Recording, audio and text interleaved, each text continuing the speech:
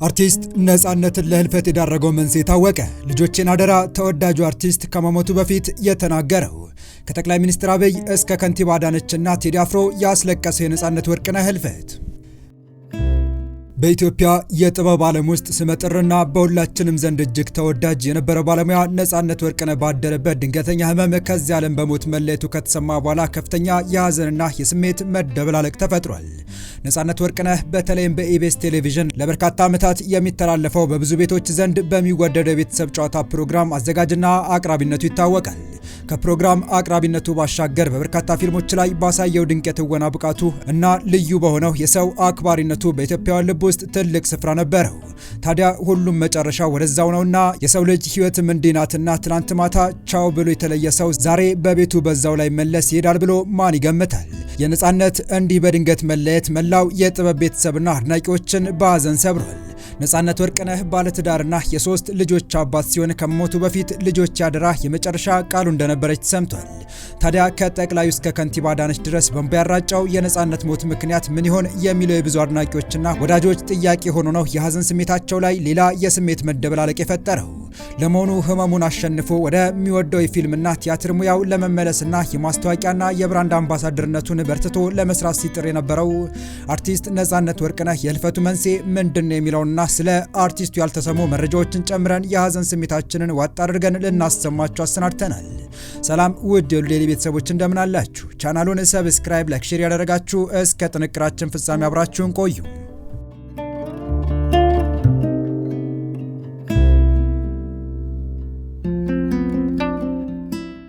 አርቲስት ነፃነት ወርቅነህ ከዚህ ዓለም በሞት መለየቱ ተሰምቷል። አርቲስትና በኢቢኤስ ቴሌቪዥን የቤተሰብ ፕሮግራም አዘጋጅና አቅራቢ ነፃነት ወርቅነህ ህልፈት ከተሰማ በኋላ በመላው ሀገሪቱ እና በውጭም የሚገኙ የአርቲስቱ አድናቂዎችና የጥበብ እንዲሁም የስራ አጋሮቹ በትልቅ ሀዘን ውስጥ እንደወደቁ እየተነገረ ይገኛል። ከጥበብ ቤተሰቦቹና አድናቂዎቹ ባሻገር የኢፌዴሪ ጠቅላይ ሚኒስትር አብይ አህመድ እንዲሁም የአዲስ አበባ ከተማ አስተዳደር ከንቲባ አዳነች አቤቤም በአርቲስቱ ህልፈት የተሰማቸውን ልባዊ ሀዘን ገልጸዋል። ከዚህ ቀደምም በሶሻል ሚዲያዎች አርቲስት ነፃነት ወርቅነህ ከዚህ ዓለም በሞት ተለይቷል የሚሉ መረጃዎች በስፋት ሲሰራጩ እንደነበር የሚታወቅ ሲሆን አርቲስቱም ከወራት በፊት በሚያገለግልበት ኢቢኤስ ቴሌቪዥን ቀርቦ በሶሻል ሚዲያው ላይ ስለሚወራውና ስለገጠመው ህመም ምላሽ ሰጥቶ ነበር። እሁድን በኢቢኤስ በሚለው የኢቢኤስ ፕሮግራም ላይ በመገኘት ስለ ህመሙና ከህመሙ ጋር በተገናኘ ሞቷል ተብሎ ስለመወራቱ ያብራራው ነፃነት በተለመደውና የሱ መገለጫ በሆነው ቀልድን በቁም ነገር አዋስቶ ነበር ምላሹን እንዲህ ሲል የጀመረው። ሰዎች ለምን እንደዚህ ሰዎች ላይ ጨክነው እንደዚህ ያለ የውሸት ዜና እንደሚያወሩ ባይገባኝም ምናልባትም ላይክ ለማግኘት ወይም ከቤተሰብ ውጭ አድገው እንደሆነ ራስ ወዳድነት አጥቅቷቸው ምንም ስለማይመስላቸው ሊሆን ይችላል ሲል ነበር የጀመረው። ሲቀጥልም መታመሜን እኔው ራሴ ነኝ በቀልድ አዋዝቼ በኢንስታግራም አካውንቴ የጻፍኩት ያለው ነፃነት ሰዎች ያንን ወስደው ነፃነት በጠና ታሟል፣ አለፍ ሲልም ከዚህ ዓለም በሞት ተለይቷል ብለው በማህበራዊ ሚዲያ አሰራጩ ሲል ገልጾ ነበር።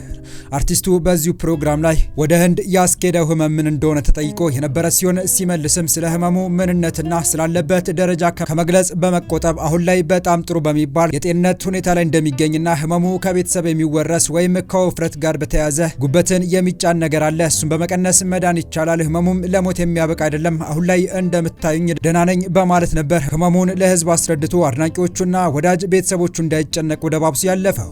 አርቲስት ነፃነት ወርቅነህ በጣም ታሞ የነበረ ሲሆን በተለይ ወደ መጨረሻ አካባቢ ህመሙ ሰውነቱን ሙሉ በሙሉ ቀይሮት ህመሙ የፊት ገጽታው ላይ በደንብ እስኪታወቅ ድረስ ይታይ ነበር። እሱ ግን ሁል ጊዜ ደህና ነኝ አትጨነቁ ነበር የሚለው። ከዚህ በፊትም ከአንዴም ሁለት ጊዜ ለህክምና ወደ ውጭ ሀገር ተጉዟል።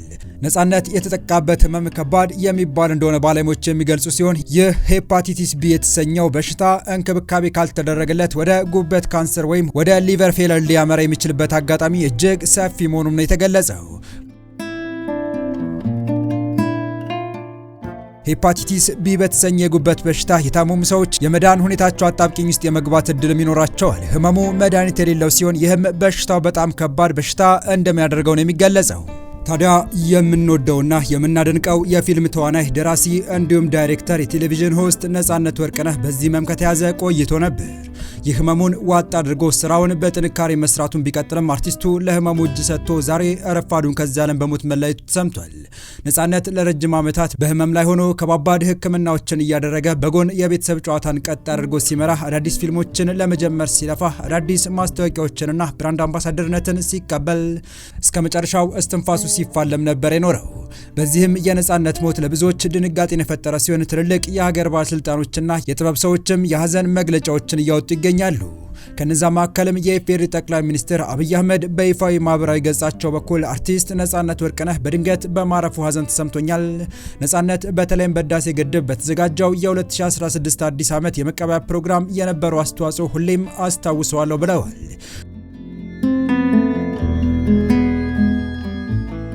ሁላችንም አዲሱን ዓመት በደስታ እንድንቀበል አድርጎን ነበር። ለቤተሰቦችና ለአድናቂዎቹ መጽናናትን እመኛለሁ ያሉ ሲሆን ክብርት ከንቲባ አዳነች አቤቤም በአርቲስት ነጻነት ወርቅነህ ህልፈት የተሰማቸውን ሀዘን ገልጸዋል።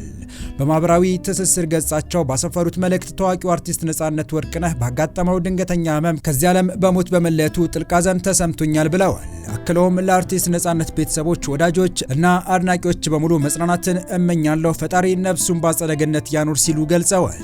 ኢቢኤስ ቴሌቪዥንም የአርቲስቱን ሞት ይፋ ባደረገበት ወቅት ሀዘኑን በመግለጽ ለቤተሰቡና ለአድናቂዎቹ መጽናናትን የተመኘ ሲሆን የቀድሞ የስራ ባልደረባው አሁን በአባይ ቴሌቪዥን እየሰራች የምትገኘው መቅደስ ደበሳይም የኔ ንጹህ ነጽዬ ከቀናት በፊት ያ ሁሉ ህልም መዳረሻ በሰሙት ጆሮዎቼ ዛሬ መለየትን በአይኔ እስካየሁበት ሰዓት ድረስ ማመን አልችልም። በ2 ዓመታት ልዩነት አስፍዬን አንተን እንደ ወዳጅ ማጣት አለመታደል ነው ስትል ሀዘኗን በማህበራዊ ገጿ ላይ አስፍራለች። የአርቲስቱ ሞት ሁሉንም ያሳዘነና ያስደነገጠ ሲሆን እውቁ ሙዚቀኛ ቴዲ አፍሮም በተለያዩ የቲያትር መድረኮችና በበርካታ ፊልሞች ላይ ባሳየው የትወና ጥበብ እንዲሁም በቴሌቪዥን የመዝናኛ ፕሮግራም በህዝብ ዘንድ ከፍተኛ ተወዳጅነትና አድናቆትን ባተረፈው በተወዳጁ የኪነ ጥበብ ሰው አርቲስት ነጻነት ወርቅነህ ህልፈት ህይወት የተሰማኝን ጥልቅ ሀዘን ለመግለጽ ወዳለው ያለ ሲሆን በዛሬው ዕለትም በተሰማው ህልፈተ ህይወቱ በደረሰው ሀዘን ለቤተሰቦቹ፣ ለወዳጅ ዘመዶቹና ለመላው አድናቂዎቹ መጽናናትን እየተመኘው ፈጣሪ ነፍሱን በአጸደ ገነት እንዲያኖርልን ከልብ እመኛለሁ በማለት ነፍስ ይማር ብሏል። ነጻነት የኪነ ጥበብ ሙያውን ያዳበረው በቀበሌ ኪነት ውስጥ ነው። የመጀመሪያው የቀበሌ ተውኔቱ ልብ ድፍን ይሰኛል። ከዛ በኋላ ኢቲቪ2 ወይም ኢቲቪ መዝናኛ በነበረ ሰዓት መስኮት በተሰኘ አጫጭር ድራማዎች በሚተላለፍበት ፕሮግራም ላይ ረዳት ተዋናይ ሆኖ ይሳተፍ ነበር።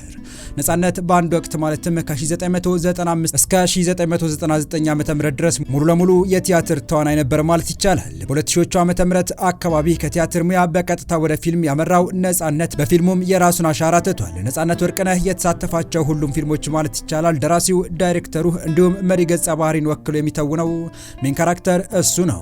በነዚህ ፊልሞች ብዙዎች ትዝታላቸው። በተለይ ከ2003 እስከ 2006 ዓ.ም ባለው ጊዜ ይህ ወቅት እነ ሲቲ ቦይዝ፣ ኤፍቢአይ፣ ከ1 እስከ 3፣ ሚስተር ኤክስ፣ ያንቺው ሌባ እንዲሁም ሌሎች በርካታ ፊልሞችን የሰራበት ወቅት ነው።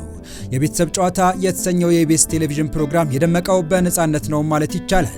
አርቲስቱ ሞቱን ቀድሞ ተረድቶት የነበረ በሚመስል መልኩ በኢንስታግራም የመጨረሻ ፖስቱ ላይ ይቺ ለማስለቀሻ አሪፍ ናት ብሎ ፎቶ መለጠፉ ብዙዎችን እያነጋገረ ነው።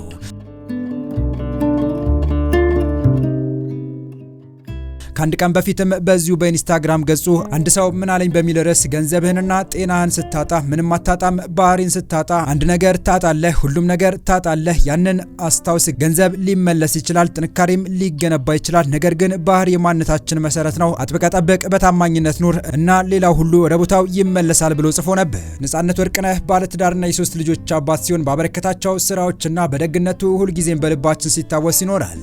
የነጻነት ህልፈት አምኖ መቀበል እጅግ ከባድ ቢሆንም ለባለቤቱ፣ ለልጆቹ፣ ለወዳጅ ዘመዶቹና ለመላው የጥበብ አፍቃሪዎቹ ፈጣሪ መጽናናትን ይስጥልን። ሀገራችን ሰላም እንዲሆን፣ የታመመ እንዲድን እየተመኘን በዚሁ አበቃን። መልካም ጊዜን ተመኘን።